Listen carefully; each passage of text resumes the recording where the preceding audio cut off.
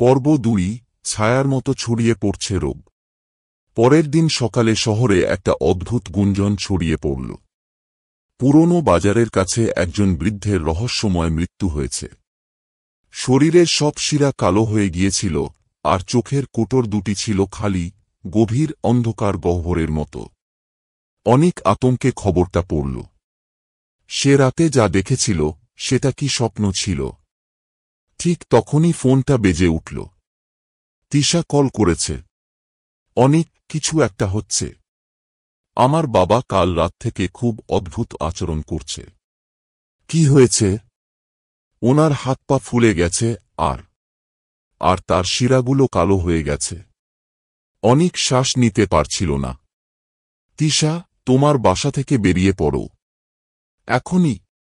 কিন্তু তিশার গলায় তখন এক অদ্ভুত পরিবর্তন। তার স্বর গভীর, ঠান্ডা আর ভয়ঙ্কর হয়ে গেছে। কিন্তু অনিক, আমি তো এখন তোমার কাছেই এসেছি। অনিক ধপ করে পড়ে গেল।